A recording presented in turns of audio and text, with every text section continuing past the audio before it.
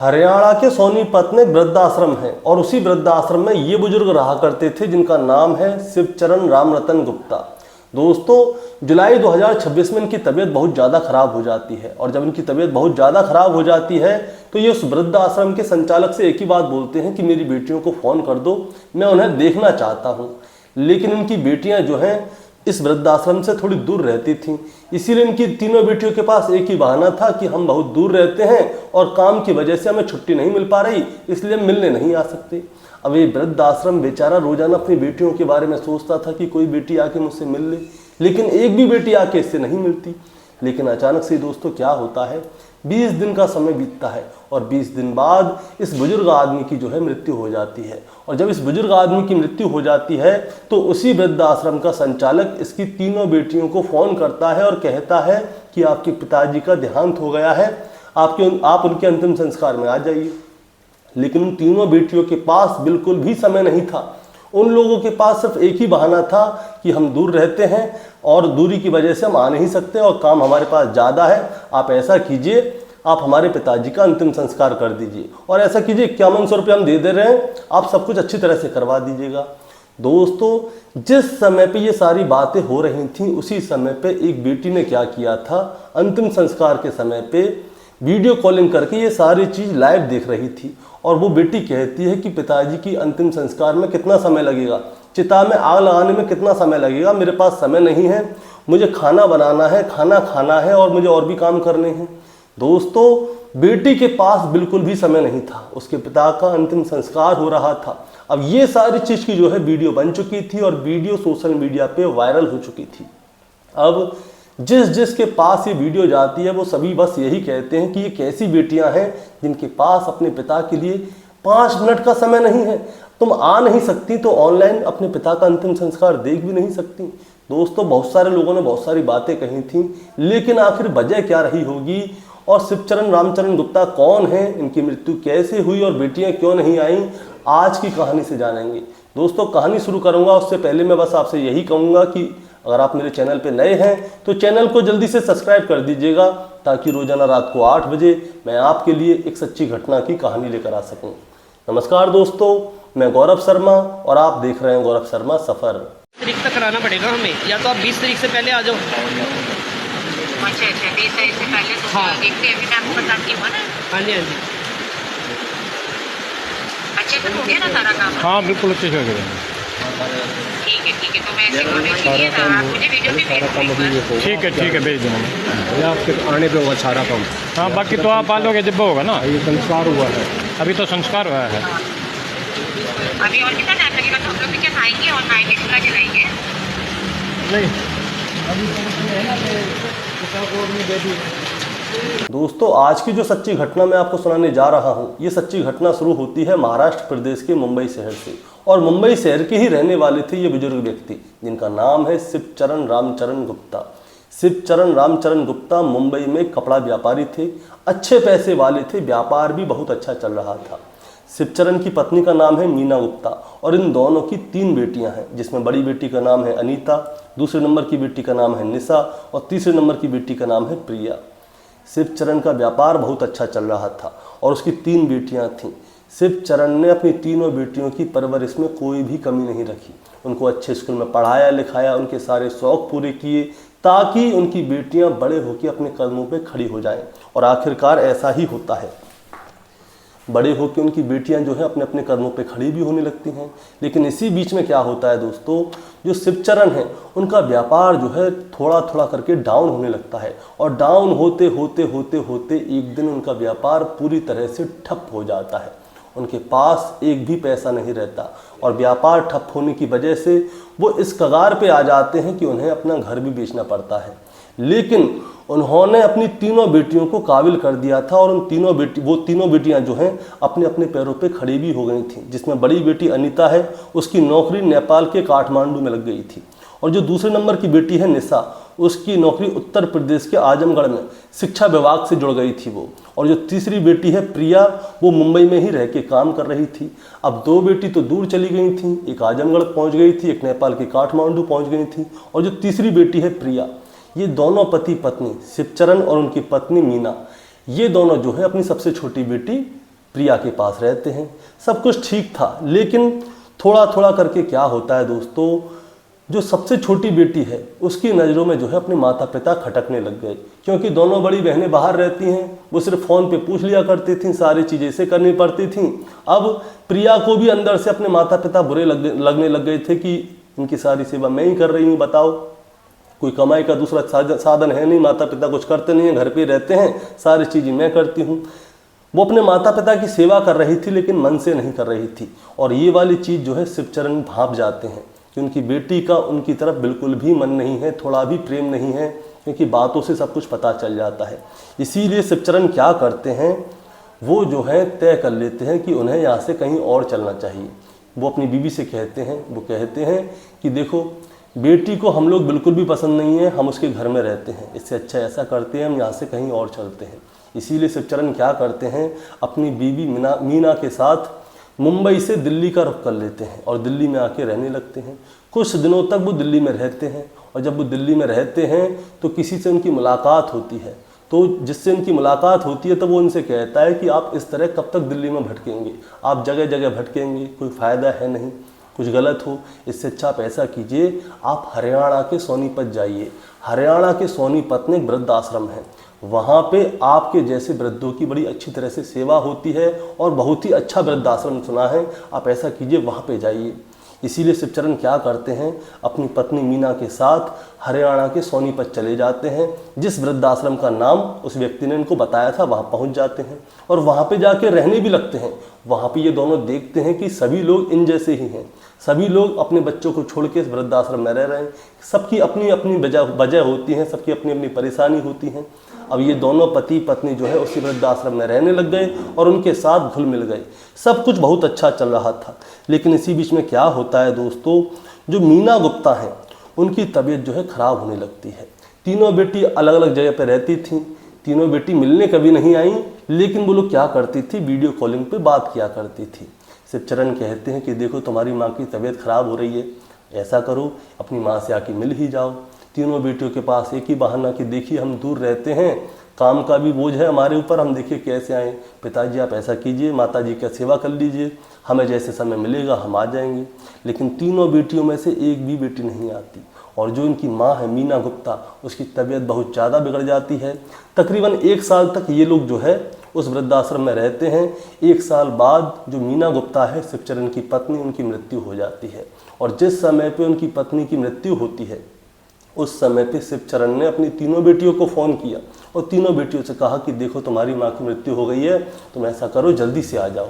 लेकिन तीनों बेटियां ऐसी थीं कि उन तीनों की तीनों बेटियों ने अपने अपने बहाने सामने रख दिए। उन तीनों ने कहा कि पिताजी आप ऐसा कीजिए, आप अपने हिसाब से माताजी का अंतिम संस्कार कर दीजिए, हम बाद में कभी आएंगे, हमारे पास इतना समय नहीं है और आप इतनी दूर रहते हो, आप बताओ कैसे आएँ, आने में भी बहुत सारा समय लगेगा, इससे अच्छा ऐसा है कि आप माताजी का अंतिम संस्कार कर दीजिए। अब शिवचरण बेचारे क्या करें, वो तो अपनी पत्नी से प्यार करते हैं, उन्होंने अपनी पत्नी का अंतिम संस्कार कर दिया। लेकिन तीनों बेटियों को इतनी भी शर्म नहीं आई कि जिस माँ ने उनको 9 महीने तक अपने पेट में पाल पोस के बड़ा किया, खिलाया पिलाया, सब कुछ किया, इस काबिल बनाया कि आज तुम जिस नौकरी पे हो उसी माँ की वजह से हो, उसी बाप की वजह से हो। एक भी बेटी ने ये नहीं सोचा कि उसके आखिरी बार देखने के लिए चले जाएँ। कोई दिक्कत नहीं। अब शिवचरण की पत्नी मर चुकी थी, शिवचरण उस वृद्धाश्रम में अकेले रह रहे थे। अब शिवचरण क्या है, उस आश्रम में जब रहते थे, अपने बेड के पास जाते थे तो उन्हें अपनी पत्नी की याद आती थी। जो गिलास देखते थे, जिस गिलास में उनकी पत्नी पानी पीती थी, तो उस गिलास को देख के उन्हें अपनी पत्नी की याद आती थी। वो बैठते थे, उठते थे, खाते थे, पीते थे, जो भी करते थे उन्हें हमेशा अपनी पत्नी मीना गुप्ता की याद आती थी, क्योंकि मीना गुप्ता ने ही उनका अंतिम समय तक साथ दिया था। लेकिन अब मीना गुप्ता इस दुनिया में नहीं है। अब शिवचरण बेचारे बहुत ज़्यादा परेशान हो जाते हैं, वो भी बीमार होने लग जाते हैं। इसीलिए एक दिन वो क्या करते हैं, उस वृद्ध आश्रम के संचालक के पास जाते हैं। वो उससे कहते हैं कि देखिए, मुझे इस आश्रम में अपनी बीवी की बहुत याद आती है, मैं कभी भी कहीं भी जाता हूँ तो मुझे अपनी पत्नी की ही याद आती है, मैं इस आश्रम में रहना नहीं चाहता, मैं यहाँ से जाना चाहता हूँ। तो जो उस आश्रम के संचालक थे वो कहते हैं कि आप इतने परेशान मत होइए, मैं समझ सकता हूँ कि आपको अपनी पत्नी की याद आती होगी, आप ऐसा कीजिए, मैं आपको दूसरे आश्रम में शिफ्ट करवा देता हूँ। इसीलिए जो संचालक हैं वो क्या करते हैं, इन्हें सोनीपत के सेक्टर 7 में समाज कल्याण शिक्षा समिति, एक वृद्ध आश्रम है, वहाँ पे भेज देते हैं। अब शिवचरण जो है दूसरे आश्रम में चले जाते हैं, लेकिन उन्हें उनकी पत्नी की याद वहाँ पे भी आती है। लेकिन वहाँ पे और भी बुजुर्ग थे जिनकी पत्नियाँ नहीं हैं। सब लोग एक दूसरे से अपना सुख दुख बांट रहे थे। शिवचरण भी अपना सुख दुख उनके साथ बांटते हैं और बांटते बांटते दोस्ती हो जाती है। धीरे धीरे करके उनकी पत्नी की यादें भी मिट जाती हैं। अब दोस्तों समय गुजरने लगता है, और जब समय गुजरने लगता है तो शिवचरण जो है उनकी सेहत धीरे धीरे करके बिगड़ने लगती है। चाहे सभी के सामने उनकी पत्नी की यादें मिट चुकी थीं, लेकिन उनके मन में उनकी यादें हमेशा थीं। वो अंदर ही अंदर अपनी पत्नी के बारे में सोचते थे, इसीलिए उनकी तबीयत भी बिगड़ने लग गई। ये बात है जुलाई 2026 की। जुलाई 2026 में शिवचरण की तबीयत खराब हो गई थी। इसीलिए वो क्या करते हैं, वृद्ध आश्रम के संचालक से कहते हैं कि आप ऐसा कीजिए, मेरी बेटियों को फ़ोन कर दीजिए, मेरी तबीयत बहुत ज़्यादा ख़राब है, मैं उनसे मिलना चाहता हूँ। मेरी इच्छा है कि मैं उनसे मिल लूँ, कहीं ऐसा ना हो कि मुझे भी कुछ हो जाए और मैं चला जाऊँ, अपनी बेटियों से मिल ना पाऊँ। इसीलिए वृद्ध आश्रम के संचालक क्या करते हैं, उनकी तीनों बेटियों को फ़ोन करते हैं। लेकिन तीनों बेटियों के पास वही बहाना जो माँ की मृत्यु के समय था। उन्होंने कहा कि हम दूर हैं, हमें काम की मजबूरी है, हमें छुट्टी नहीं मिल पाएगी, हम इतनी दूर कैसे आएँ। आप ऐसा कीजिए, इनका ख्याल रखिए, हम यहाँ से जो पैसे की ज़रूरत होगी हम वो देंगे। अब दोस्तों मैं आपको बताना चाहूँगा कि तीनों बेटियाँ कितनी दूर रहती थीं। सोनीपत से आजमगढ़ की दूरी है 790 किलोमीटर दूर, जहाँ पे दूसरे नंबर की बेटी रहती है। सोनीपत से मुंबई की दूरी है 1434 किलोमीटर दूर, जहाँ पे उनकी तीसरे नंबर की बेटी रहती है। और सोनीपत से काठमांडू नेपाल की दूरी है 1017 किलोमीटर दूर, जहाँ पे उनकी सबसे बड़ी बेटी रहती है, जिसका नाम है अनीता। इन तीनों बेटियों के पास अपने बाप से मिलने तक का समय नहीं था। इनका बस यही बहाना था कि हमारे पास काम का बोझ है हमारे ऊपर, हम दूर रहते हैं।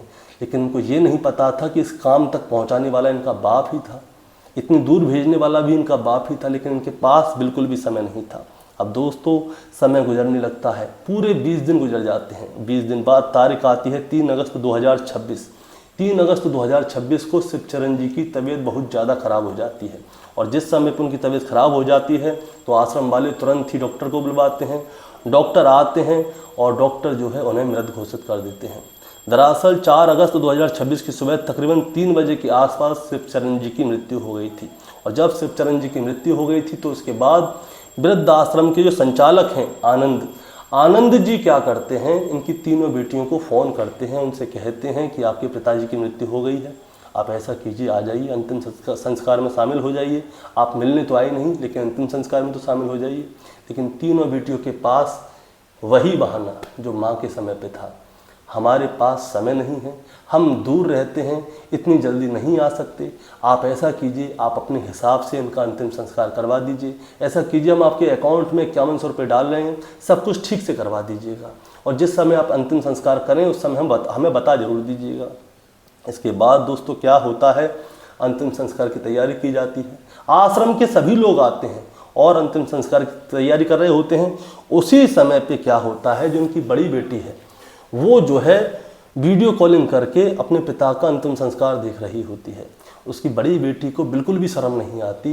वो क्या कहती है कि पिताजी की चिता में आग लगने में कितना समय लगेगा, क्योंकि उसे कोई काम होगा। वो अपने पिता के अंतिम समय का जो अंतिम संस्कार होता है वो भी नहीं देख सकती, इतनी बिजी चल रही थी। और वो कहती है कितनी देर लगेगी, हमें काम है, आप जल्दी से इनका कर दीजिए। तो जो वीडियो रिकॉर्डिंग करके उनकी वीडियो कॉलिंग कर रहे थे वो कहते हैं कि 10 से 15 मिनट लगेंगे। तो ये कहती है कि आप ज़रा जल्दी कर दीजिए। ये सारी चीज़ वीडियो में रिकॉर्ड हुई थी। वो कहती है कि हमें नहाना है, खाना बनाना है, चूल्हा जलाना है, खाना खाना है, काम पे जाना है, आप जल्दी कर दीजिए। फिर वो कहती है कि ऐसा कीजिए, मैं अपना काम कर लेती हूँ, आप इस सारे अंतिम संस्कार की जो है वीडियो बना लीजिएगा और वीडियो बना के हमें व्हाट्सअप कर दीजिएगा ताकि हम आराम से देख लें। अब आप ही देखिए, बेटी के पास इतना समय नहीं है कि उसे अपने पिताजी का अंतिम संस्कार देख ले। उसे खाना बनाना, नहाना और खाना खाना इतना ज़्यादा इम्पोर्टेंट लग रहा था कि उसके पिता की लाश सामने पड़ी हुई है ऑनलाइन, लेकिन वो उसे मतलब ही नहीं है। इसके बाद दोस्तों क्या होता है, आश्रम के लोग अंतिम संस्कार करवाते हैं। अंतिम संस्कार के बाद में यही होता है कि अस्थियां भाई बच्चे ले जाएं उनकी। अब आश्रम वाले क्या करते हैं, इनकी बेटियों को फ़ोन करते हैं। वो कहते हैं कि देखिए आप अंतिम संस्कार में तो आए नहीं, आप दूर हैं, चलिए आपकी बात मान ली, आप अस्थियां को लेके अस्थियां लेने तो आएंगे, गंगा जी में प्रवाहित करनी है आपको। तीनों बेटियां देखिए कैसी हैं। अस्थियां तो आप आज कल परसों कभी भी ले जा सकते हैं जब भी आपके पास समय हो, लेकिन नहीं, उन्होंने कहा कि देखिए आपने इतना सारा कुछ कर ही दिया है तो अस्थियों को भी आप अपने ही हिसाब से प्रवाहित करवा दीजिएगा।